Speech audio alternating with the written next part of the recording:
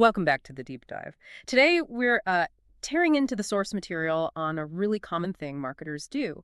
It's that trick, that psychological nudge that makes you almost always pick the middle option. Yeah, we're talking about that subconscious thing that just steers you away from the cheapest and definitely away from the most expensive. Yeah. It convinces you that, the compromise is the only sensible way to go. Okay, let's set the scene. It's classic. You walk into a cafe, you want a coffee, and the menu gives you three sizes: small for 100 TL, medium for 150 TL, and large for 200 TL. Just take a sec.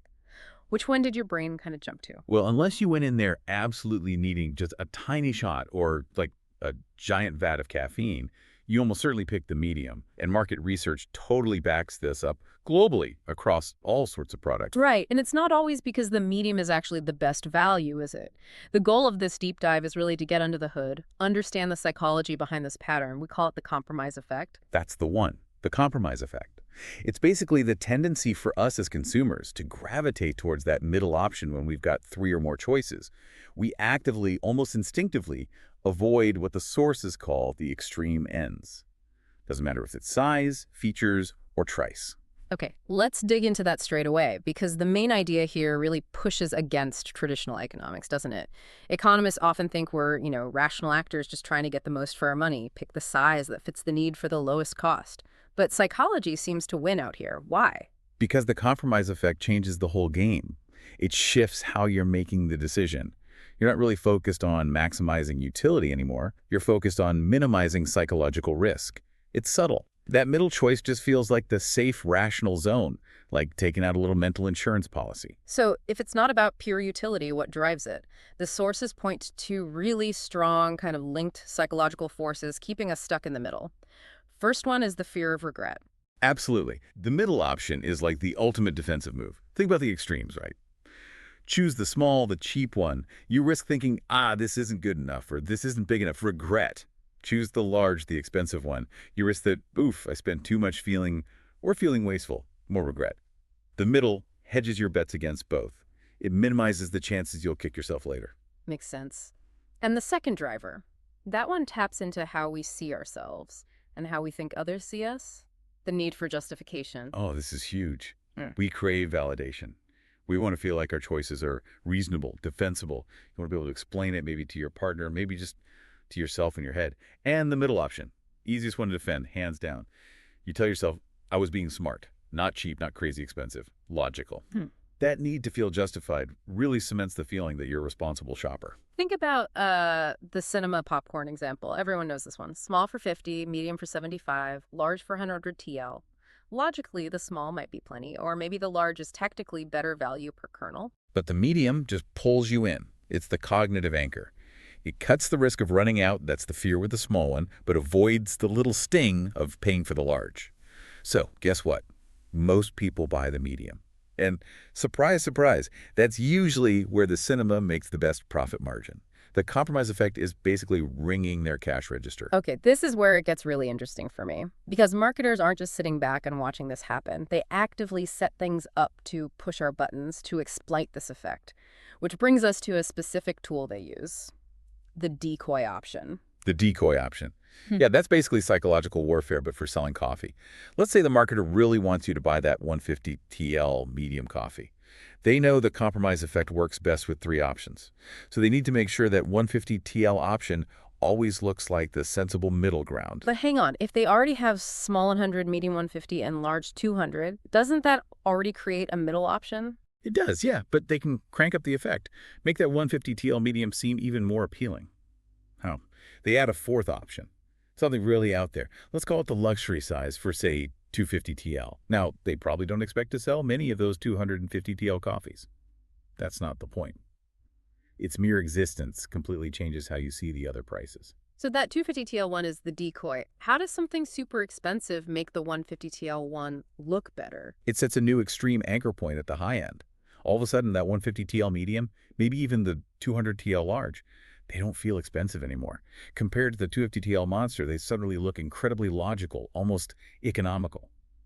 The decoy basically manages your perception of what's reasonable by introducing this new, crazier option you want to avoid. It resets the scale in your head. That 150 TL option, which maybe felt a bit pricey before, now seems perfectly fine. sensible even. And this isn't just coffee, right? This must happen in big ticket markets too, like electronics, laptops maybe. You rarely see just two models. It's exactly. Two options. Force a direct comparison. Do I need feature X or feature Y? It's too rational. But three options, or four with a decoy.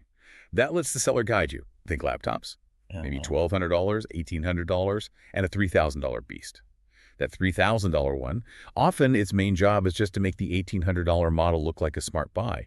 That $1,800 becomes the compromise. Wow, it has almost everything the $3,000 one has, but for way less. That's the thinking it encourages. And that $1,800 model is probably the one they really want to sell, the one with the best margin.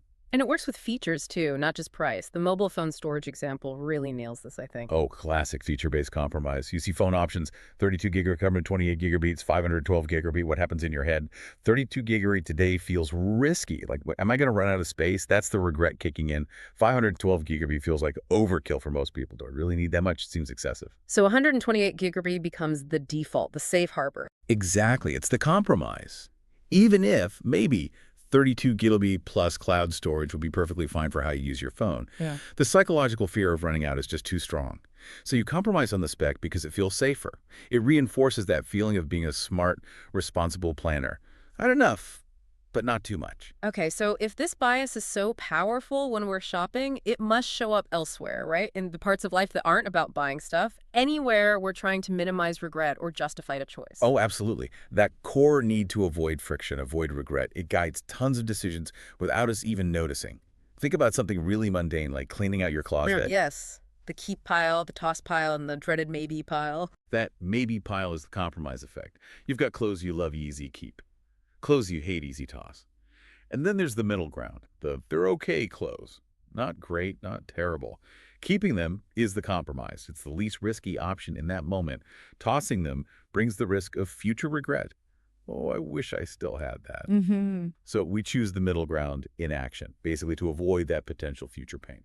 That perfectly explains the mountain of perfectly acceptable yet deeply uninspiring shirts in my own closet. And it shows up in group dynamics too. Choosing a restaurant with friends. You really end up at the really niche place, even if one person really wants it. Someone wants, I don't know, avant-garde fusion. Someone else wants cheap burgers. Where do you land? Usually somewhere good and safe. Yeah. Italian, maybe. Something everyone can agree on. It's the compromise. It minimizes the chance of arguments, social awkwardness, or someone complaining later. Reduces risk for the group. Okay, so we've mapped out the trap. We know we're sort of wired to seek the safety of the middle. So the crucial part, how do we fight it? How do we turn this knowledge into something useful? How do we make choices based on what we actually need, not just what feels least risky? We have to consciously pull our brains out of that automatic safe zone seeking mode. Force ourselves to make the trade-offs real. The sources give us three main strategies. The first one seems like a really direct way to break the pattern. Apply the rule of two. Yeah, this is about deliberately dismantling that three-option setup in your head. When you see small, medium, large, just mentally delete the medium for a second. Force yourself into a straight choice, small or large. Which one actually fits your need? So, like with the phone storage, 32, 128, 512 gigabytes, I just ignore the 128 for a moment. I ask myself, do I genuinely need 512? Probably not. Okay, then. Is 32 really not enough for me? Exactly. You force a direct comparison between the functional extremes. Forget the comfy middle. This pushes you into a proper needs analysis. Either you prove to yourself you genuinely need the big one, or you realize the small one is actually fine. Okay, strategy 2 targets the marketer's weapon directly. Cancel the decoy. This needs awareness. Right. When you see four options, especially if one looks way out there price-wise, identify it. Question it.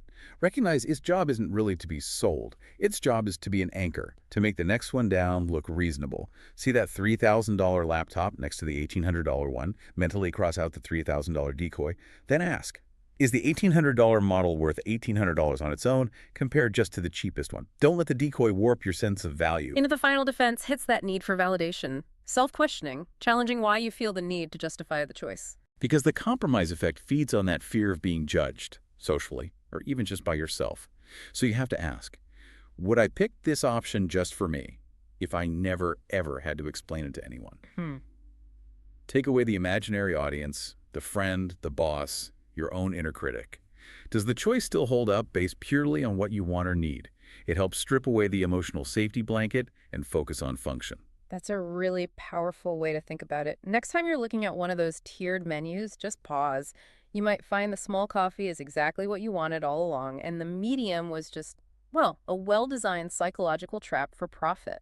Yeah, being average isn't always the same as being logical or rational. Sometimes the best stuff, where the best value, is actually at the edges. You just need a bit of critical thinking to step outside that comfortable middle zone. We've really dug into how avoiding regret can steer us down that middle path. Now, for next week's deep dive, we're staying with these hidden cognitive biases. This one's about feeling self-conscious. All right, next week we're tackling the spotlight effect. You know that feeling that everyone is watching you? Noticing every little mistake you make, that tiny spill on your shirt, your slightly weird hair day? Why does our brain do that? Convince us we're constantly on stage and the whole world cares if we wore mismatched socks. We'll break down the psychology behind feeling like you're always under surveillance. Join us next week as we explore that one. It's fascinating. But until then, try to make your choices consciously. Remember the rule of two. But until then, we'll catch you on the next deep dive.